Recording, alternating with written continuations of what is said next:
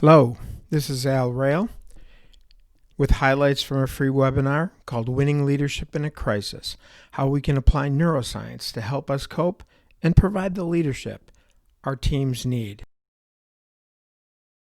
I founded the Neuro-Fitness Center, where you can go and do some brain lifting.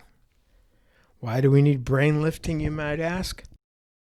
Well, how we think defines how we act. And our actions are defined by the maps in our brains. These maps were created by millions of years of evolutionary baggage and a lifetime of experiences. We often fall traps to our maps and lash out or act in ways that we don't find productive. But we can change our thinking and we can change our outcomes. Critical now? Well, our stress triggers are working in overtime. Fear of the future, the uncertainty of not knowing what's going to happen, when we'll get back to work, the loss of social connections, and the hits to our self-respect are all damaging and hugely increase our stress levels. Second reason it's so important right now, our people are looking for leadership in a crisis, especially now. And your behavior will make a difference. You see, we have very social brains. Our brains connect with other people's brains, and we take on and we understand their moods and their feelings. Just think about when you've seen somebody yawn and you had to fight back the urge to yawn yourself. That's your social brain connectivity working. In fact, they did a study that showed when 3 people were in the room, the person with the most dominant emotion would transfer that emotion to the other 2 people within 2 minutes. And you as a leader, because you're in a position of authority, have the responsibility of understanding how you should transfer positive emotions and motivating emotions and not fear and negative emotions. The third reason this is so critical right now is the success path is contentment. Yes, being content, being in a good place, not hard work. Seems like when we work hard and we're stressed out, our decision making is hindered, our creativity is reduced, our ability to collaborate with others or even learn is all significantly reduced. But when our minds are in a good place, when we are in a positive mindset, all of those things get improved. All of those things which lead to productivity are all very much improved. And who doesn't want that? This has been verified in over 275 studies with over 275,000 people around the world. Yes, the success path is contentment, not hard work. And the fourth reason is there's a field of study called psychoneuroimmunology, and they show that if you have a positive mindset, you can actually boost your immune system. And who doesn't want that right now? So this is really important. We need to take care of our employees. We need to take care of ourselves. If you take care of yourself, you'll be in a position to care for your employees. And if you care for your employees, they will take care of your company. Now let's talk about triggers and rewards. Yes, triggers and rewards, because these things can be the major factors which can either trigger the release of the stress hormone cortisol or a positive brain chemical like dopamine to feel good. So when you lack respect or feel you've been disrespected, cortisol or stress gets triggered.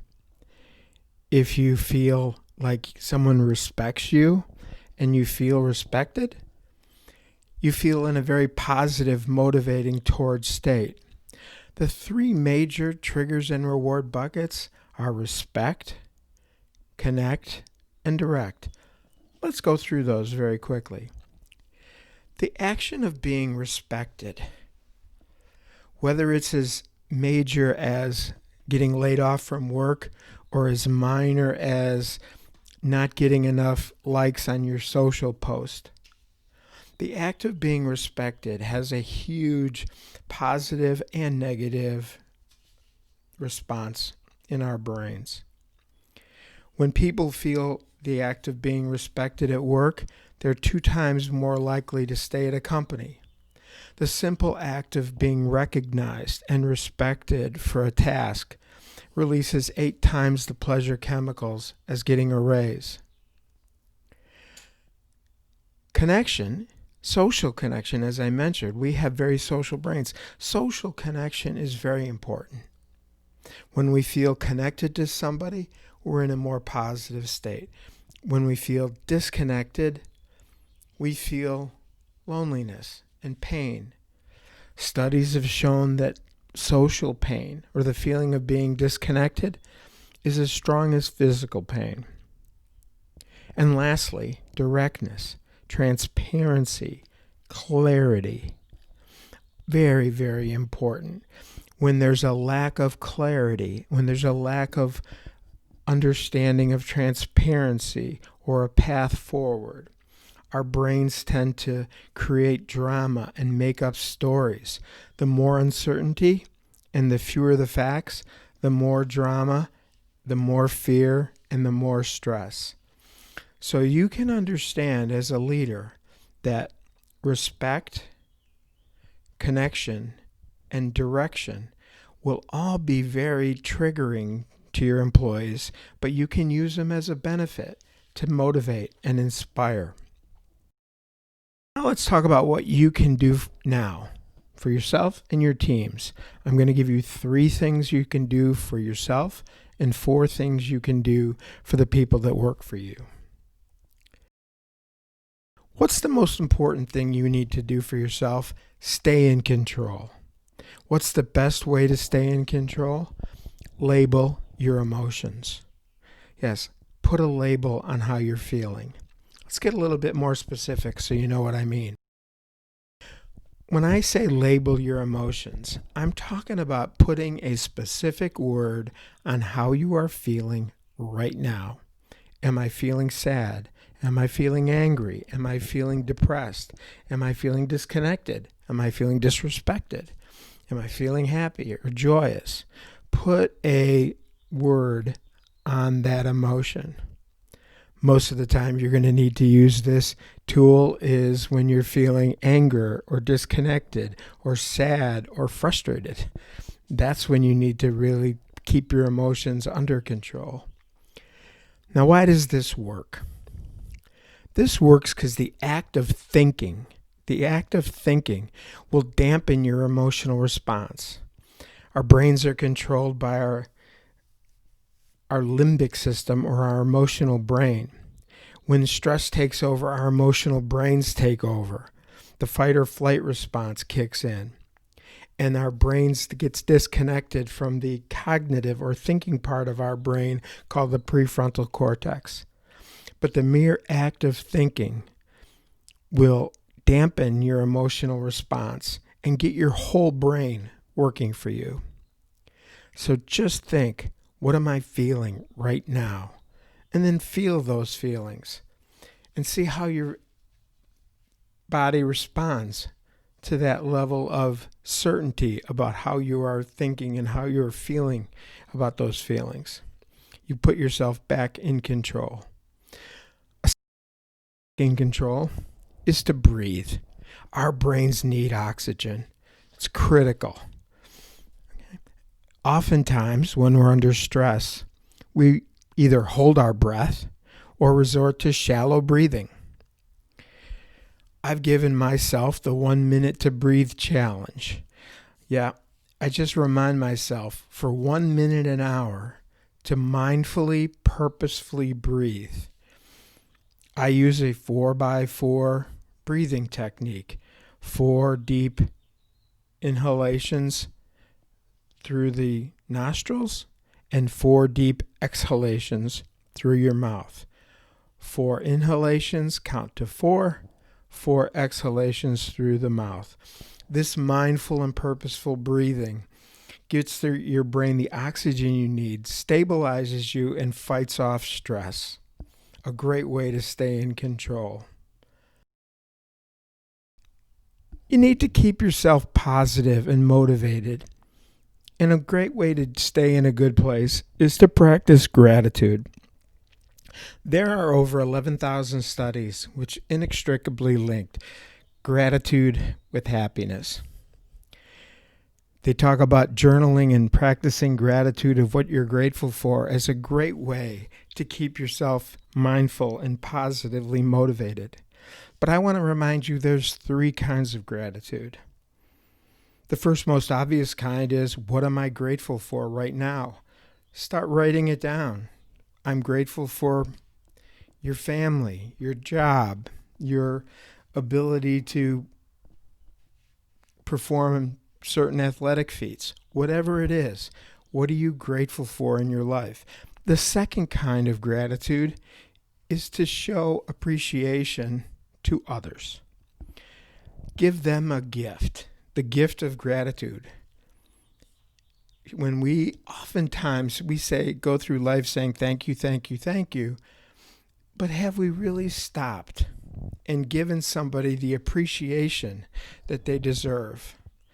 So if you're going through life and just doing the thank you, and taking people's actions for granted, take about 10 seconds and say, hey, Renee, I just wanted to stop and recognize that the work you did on this project was fantastic and it really helped us. Thank you very much. Or say to a loved one, I often take you for granted, but I want to say that the work you're putting into the preparation of making, breakfast each morning for us before we get up and get on our day really helps me each day. That little extra effort will make a big deal. It will make the receiver of your gratitude feel better, and it will make you feel better. Just feel like how you feel when you give somebody a gift. That's what you're doing when you're appreciating someone else. The third kind of gratitude, the one most often overlooked, is to accept gratitude. Yeah, accept gratitude. People thank us. Sometimes there's a very knee-jerk reaction which says, oh yeah, never mind, or oh, it was nothing, or I'm just doing my job. That's unfortunate because we're robbing the ability for the other person to feel good for sharing gratitude with us. But it's also very unfortunate because oftentimes deeply underlying that response is a feeling that we're not worthy of gratitude. That in some way our self-esteem doesn't allow us to be worthy of that gratitude. So don't rob others of a gift. Accept that gratitude. All 3 kinds of gratitude practice, being grateful for what we have, showing appreciation to others, and accepting gratitude, all have a very powerful, positive impact on our brain. You show gratitude now and take this idea and translate it to your teams who are working from home and working virtually. Well, why don't you have maybe once a week a gratitude happy hour? At the end of a call, for maybe take 5 minutes and go around the call and ask each participant to state one thing they're grateful for, and go around and have everybody do that. And then go around again and have everybody state one thing they want to share appreciation for somebody else on the call.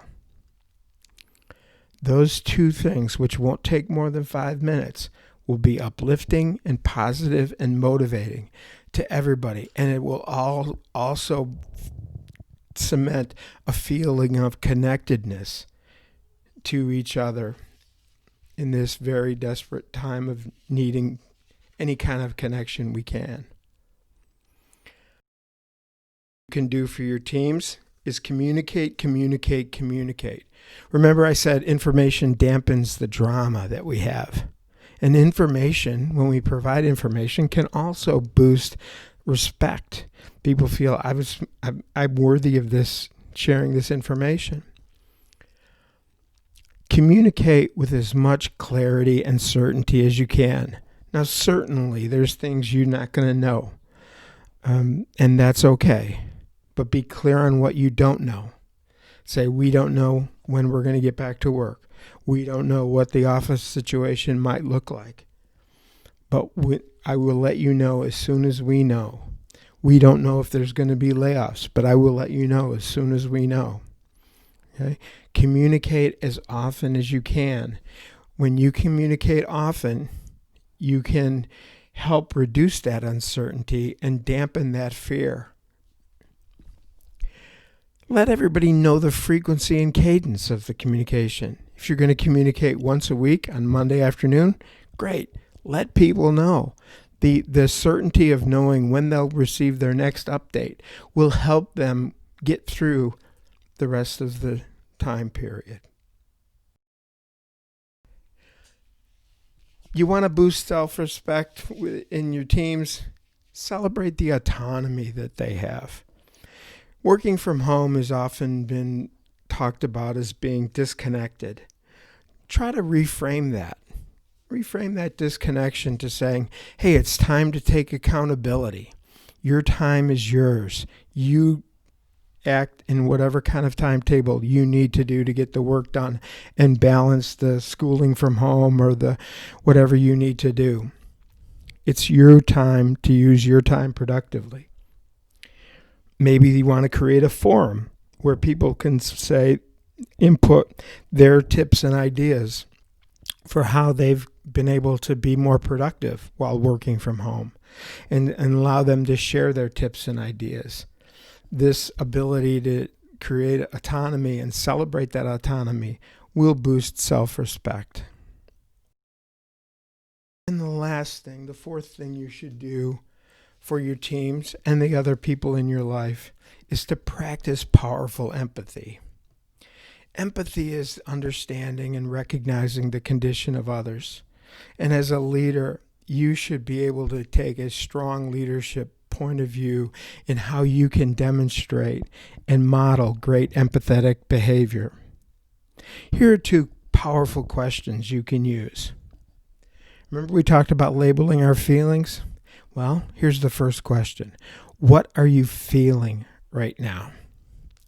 Not how are you, or are you okay, or what's wrong? Because those questions will either elicit a I'm fine, never mind, or I'm okay, and they won't provide an opportunity for the other person to really share what's really going on. But if you ask the question, what are you feeling right now? That will oftentimes get them to open up and share some thoughts and some feelings. Then once you ask this question, just listen. Don't try to fix them. Don't try to dismiss their feelings. Don't try to minimize their feelings. Just listen. When they're done talking, acknowledge their feelings. I'm so sorry that you're feeling sad right now. I'm so sorry that the presentation didn't go well for you and you're feeling really discouraged. Acknowledge those feelings. And then come up with the second question, the second powerful question. How can I help us move through this? How can I help us move through this? Not how can I help you, because that puts you in a position of authority and maybe in a perpetrator position. But how can I help us? You demonstrate more empathy. You make yourself part of the solution and not part of the problem. Okay, let's go through a quick summary of what we just covered. First, label your emotions. Yes, put a specific word on how you're feeling right now. The action of getting yourself to think will be a powerful way to dampen your emotional response and keep you in control. Second, try the 1-minute breathing challenge. Deep, purposeful breathing for at least 1 minute an hour will set you up to be in better shape for the next 59 minutes. Third, practice gratitude. And remember, there are 3 kinds of gratitude. The gratitude we feel for what's in our life, the appreciation we show others, and accepting gratitude. And maybe you just want to try that gratitude happy hour with your teams or your family. Fourth, communicate. Let people know what you know, or even what you don't know. Make it clear on the frequency and timing of your communication. Eliminate as much as you can the uncertainty that I'm sure they're feeling in their brains. Celebrate autonomy. Turn working from home into a positive. How can we celebrate working from home and the autonomy that people now have over their daily lives and time? And last, show powerful empathy. You can be a model for others on how to demonstrate powerful, needed empathy at this time.